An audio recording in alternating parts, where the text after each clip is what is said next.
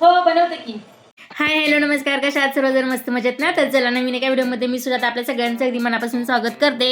आणि आज स्वराला खायची होती पालक पुरी. मग त्यासाठी पालक वगैरे आणलेलं, स्वच्छ निवडून वगैरे घेतलं, स्वच्छ धुवून वगैरे घेतलं आणि सगळं मिक्सरच्या भांड्यामध्ये घातलेलं आहे. तुम्ही इथं उकडून सुद्धा पालक घेऊ शकता, पण मला गडबडीमध्ये करायची होती त्यामुळे मी आज उकडलेली नाही. पालक सगळे मिक्सरमध्ये घालून घेतलेले, मिरच्या घातलेल्या आहेत, जिरा घातलंय, थोडंसं ओवा घातलंय आणि लसूण असं भरपूर घालून घेतलेलं आहे याच्यामध्ये.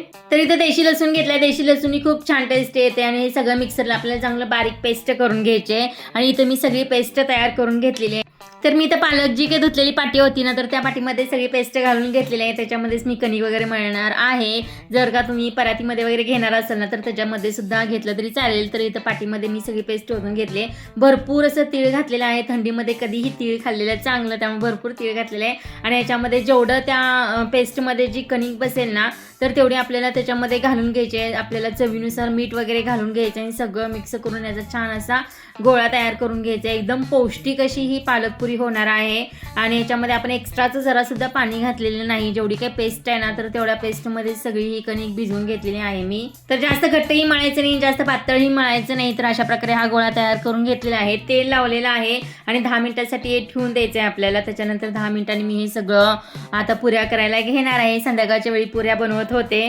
तर असं जेव्हा चपातीला आपण गोळा घेतो ना, तर तेवढ्याच साईजचा गोळा घ्यायचा आहे आणि मस्तपैकी असं लाटून तुम्ही वाटीने वगैरे जर का पुऱ्या पाडणार असेल ना, तर तशा सुद्धा पाडल्या तरी चालतात, म्हणजे एकसारख्या होतात. नाहीतरी मग छोटे छोटे गोळे करून सुद्धा तुम्ही पुऱ्या बनवू शकता. इथं मी तेल लावूनच लाटलेलं आहे किंवा पीठ वगैरे पण लावलेलं नाही, कारण पीठ लावलं की मग तेलामध्ये तळल्यानंतर सगळं पीठ असं नंतर करपलं जातं. त्याच्यामुळे मी तर पीठ न लावता तेल लावूनच असं हे जे काही पुरीचं गोळा आहे ना, तर तो लाटून घेतला आणि वाटीने छानपैकी असं पाडून घेतलेले आहेत. एकसारख्या होतात आणि तेलसुद्धा चांगलं गरम झालेलं आहे. तेल चांगलं कडकडीत गरम झाल्यानंतरच ह्या पुऱ्या आहेत ना, तर आपल्याला तेलामध्ये घालून घ्यायच्या आहेत. आणि इथं माझी एक चूक झाली की सगळ्या पुऱ्या आहेत ना, मी एकदम टाकल्या, एक दोन टाकल्या असताना तर त्या चांगल्या फुगतात. आणि एकदम 4 अशा टाकल्यामुळं एक फुगायची, एक फुगत नव्हती. असं काहीतरी झालेलं आहे माझ्याकडून आज. तर आपण पुऱ्या कशा लाटतो ना, त्याच्यावरती सुद्धा डिपेंड आहे, म्हणजे पुरी फुगते की नाही. तर पातळ लाटले की जास्त पुऱ्या फुगत नाहीत आणि थोडंसं जाडसर वगैरे लाटलं ना, तर चांगल्या पुऱ्या फुगतात. तर या तुम्ही अशा तळून सुद्धा करू शकता आणि भाजून सुद्धा करू शकता. फक्त आपण पराठा ज्या टाईप करतो ना, तर त्या टाईप करायचे. तूप वगैरे लावून छान असं भाजून वगैरे पण ह्या पराठेत ना, तर खूप छान होतात. आणि असं पण पालक जास्त खाल्लं जात नाही, मुलं वगैरे खात नाहीत पालकची भाजी केली की. मग तेच पालक मिक्सरला वगैरे बारीक करून असं कणकीमध्ये घालून वगैरे छानपैकी तिखट मीठ वगैरे घालून थोडंसं असं टेस्टी बनवलं ना, तर मुलं पण आवडीने पुऱ्या वगैरे अशा खाल्ल्या जातात. आणि आपण ट्रॅव्हलिंगला वगैरे सुद्धा अशा घेऊन जाऊ शकतो, कारण या पुऱ्या एक 3-4 दिवस तर आरामशीर चांगल्या राहतात. तर मी अगोदर जी वाटी घेतली होती ना, त्यांनी मला थोड्याशा लहान वाटल्या पुऱ्या, म्हणून मी परत जराशी मोठी वाटी घेऊन आहे ना, तर पुऱ्या वगैरे इथं तयार केलेल्या आहे. तुम्ही छोटे छोटे गोळे सुद्धा करून म्हणजे पुऱ्या लाटू शकता. इथं थोडीशी मोठी वाटी घेतलेली आहे, पण एवढी पण जास्त मोठी नाही. त्याच्या पण अगोदरच्या वाटीपेक्षा जराशी ही मोठी आहे, त्यामुळे अशा प्रकारे सुद्धा पुऱ्या बनवून घेतलेल्या आहेत.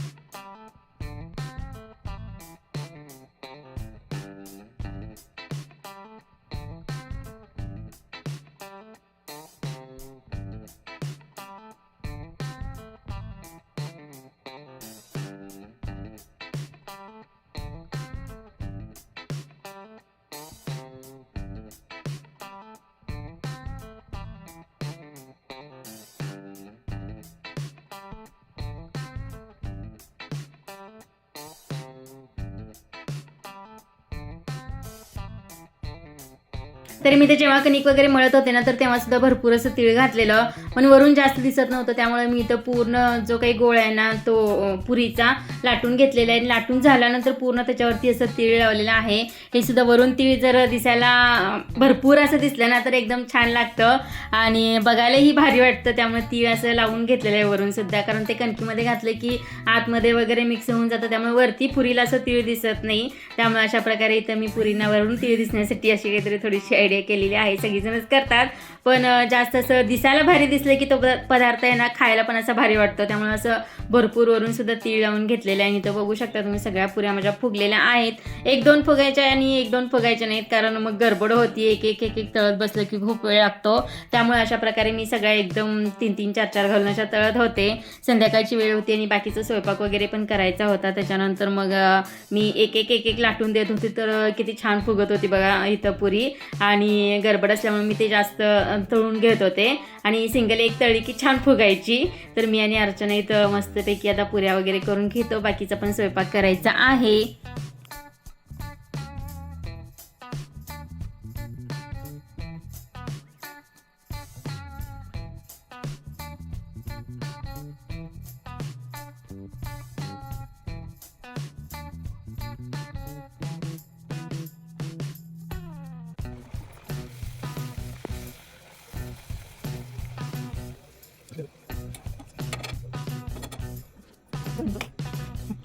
तर आता सिंगल करत कधी खेळत बसायचं म्हटलं, मग अर्चना वगैरे पण बाकीच्या कामाला लागली, स्वयंपाक वगैरे करायचं, थोडंसं भाजी वगैरे करून घेतो म्हटली. मग म्हटलं तोपर्यंत मी सगळे करून घेते. मग सगळे गोळे तयार करून वगैरे घेतले, थोडंसं तीळ त्याच्यावरती लावून घेतलं आणि मग अर्चना स्वयंपाक करायला लागली. आणि ज्या काही बाकीच्या पुऱ्या होत्या ना, तर त्या मग मी सगळ्या इथं करून घेतलेल्या आहेत.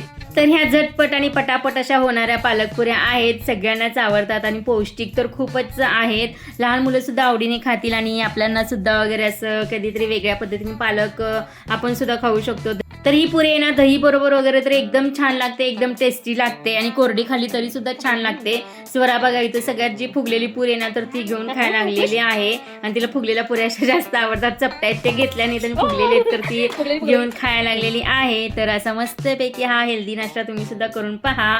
तर ही आजची रेसिपी तुम्हाला कशी वाटली नक्कीच कमेंटमध्ये सांगा आणि व्हिडिओ आवडला असेल तर लाईक शेअर सबस्क्राईब करा. भेटूया नेक्स्ट व्हिडिओमध्ये. तो पण बाय बाय.